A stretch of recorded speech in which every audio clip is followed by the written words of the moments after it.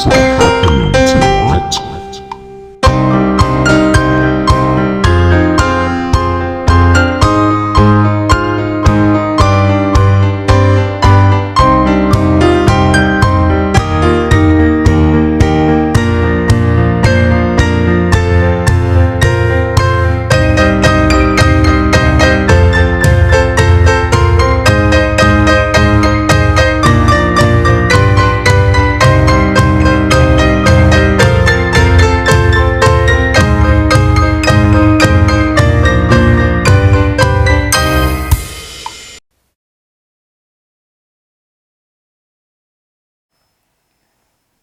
Green aircraft fog.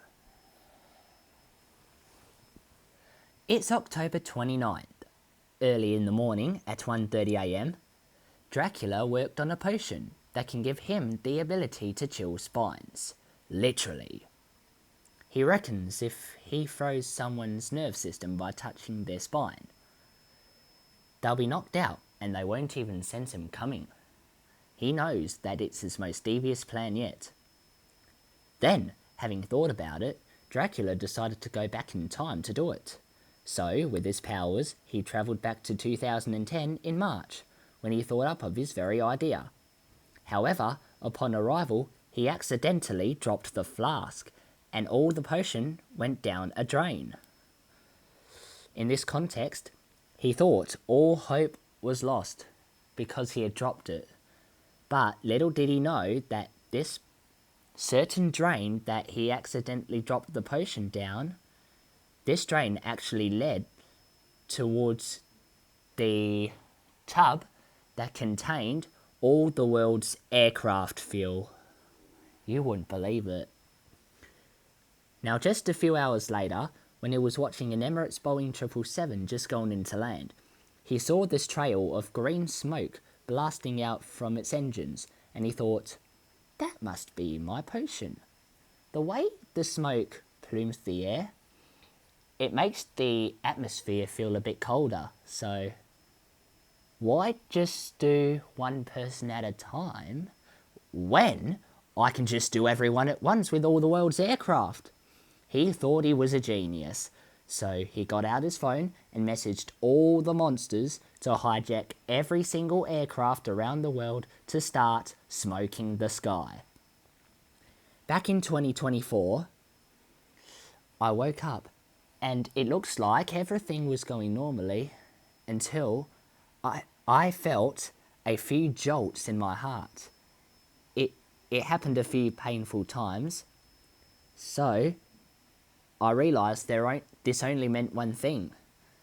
The time frame started to fall apart. And I knew Q felt it too, because when she came in, she told me the time frame was collapsing. She told me the precise date and the time, and even who was doing this. I knew Dracula was up to no good, so we both travelled to 2010, Thursday the 8th of March at 6:30 p.m. And there across the road from my old house was Dracula. Unfortunately, he ran off too quickly to be bottled by me. So I was like, don't worry about it. The only problem we need to face now is what I called green aircraft fog. How are we going to solve this? Q asked me.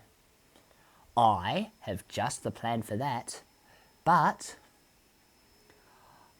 I'm going to have to take you somewhere so I can tell you the whole thing, I said. Q was just a sort of confused at first, but the place that we went to was a restaurant, and she soon realised this was a night out. Me and her eating dinner. So, we went to this restaurant, which is just nearby the shops, and I told her all about the plan. So, what needs to be done is that the only way to stop the green aircraft fog from creating something similar to a nuclear winter is that I have to use a powerful bomb, but not just any bomb, a blue lavender bomb.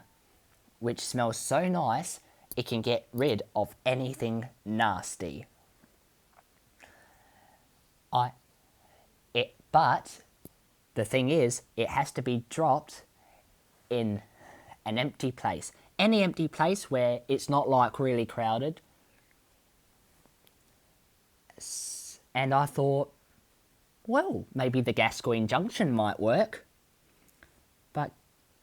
But Q, however, she wasn't sure if it was going to work, but I'll just make sure it falls in the right direction and I'll watch if it goes around the whole world. But you're probably wondering, how am I going to do that? Just you wait and see. Now, you know, the reason why we went out in the town is because, you know, Q has always wanted to take me out somewhere, as I might have done for her a few times, and now it's her turn to return the favour. And the day I first met her, before she died and became a ghost, I helped her out a forest after her sister Leotaque chased her in, so she really couldn't find her way back. Luckily, when I came around, she asked me where her home is, so with her excellent detail and my great sense of direction, I managed to help her find her way back home, and from there on, she was really desperate to see me again, but she didn't manage to see me again in person, but as a ghost, yes. You know, I never really chose her, you know. She actually chose me. That was the reason I first saw her on the 22nd of July, 2021, which was also a Thursday, while I sang a song which I created myself called 10,000 Stars in the Sky. Anyway, as the days go by, the green smoke started to linger in the sky. Around when June came, the entire world was covered with green clouds, making it as cold, just about as cold as a nuclear winter. I then noticed that my mum, who sort of recognised me back in March, she made a prediction about a nuclear winter happening as we watched the aircraft pollute the sky. And as it turns out, she was right. You wouldn't believe it, it was minus 45 degrees outside, so you could say it felt a bit like Mars. It was extremely cold. You could say it felt like Antarctica as well. Either one works. In July, our plan was set to go, but there was one problem about the location of dropping the bomb. How fast we have to fly, how high we have to drop it. But I knew about how we're going to get there. We use jetpacks. So we decided we'd do it from about a height of 500 feet, and I would throw the blue lavender bomb. It was a blue lavender bomb, by the way. I threw it as hard as I can towards the town of Gascoigne Junction, and as soon as it hit the ground, it exploded. From there on, a huge burst of this rare scent had blasted around the world hypersonically, which is possibly why I could hear thunder all over the world, slowly getting rid of the green clouds. By just about 15 days, the smoke had disappeared, and you wouldn't believe this, the world erupted into a roaring cheer. You could just about hear it all the way from London, just from here. I just then asked you, might history change after all this excitement?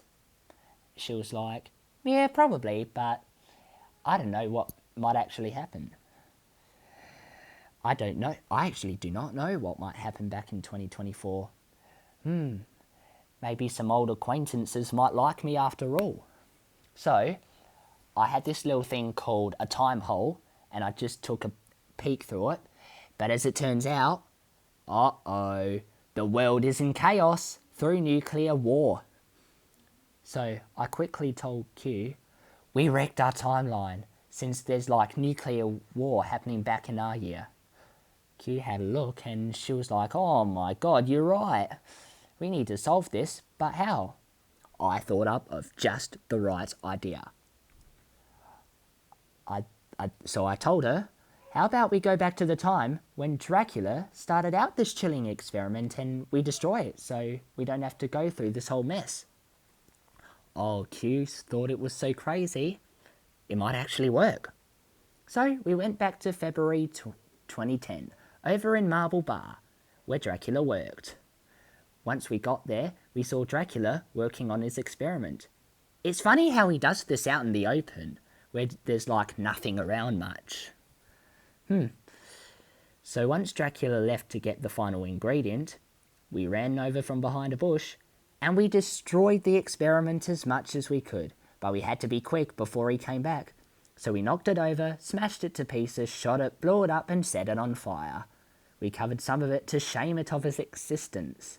And after all that, Q soon noticed Dracula coming back, so she alerted me and off we ran as fast and as far as we possibly can. When Dracula returned with a cup of icy water, he saw his experiment completely ruined. He was shocked and ended up raging in fury for a few hours.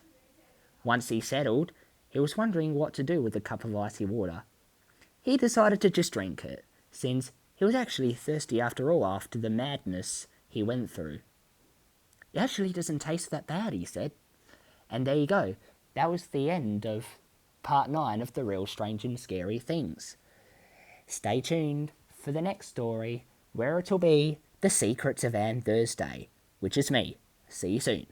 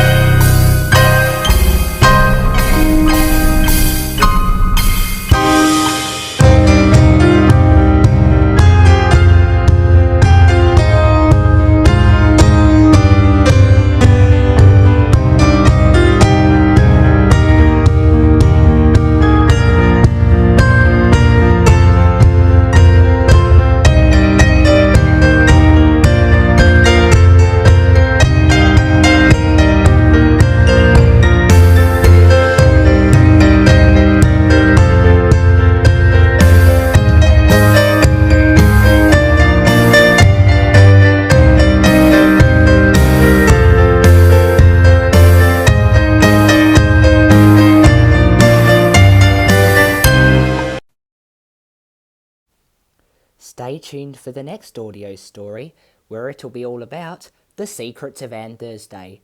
Who is me? I am Van Thursday, and I'll see you guys again soon. Catch you later.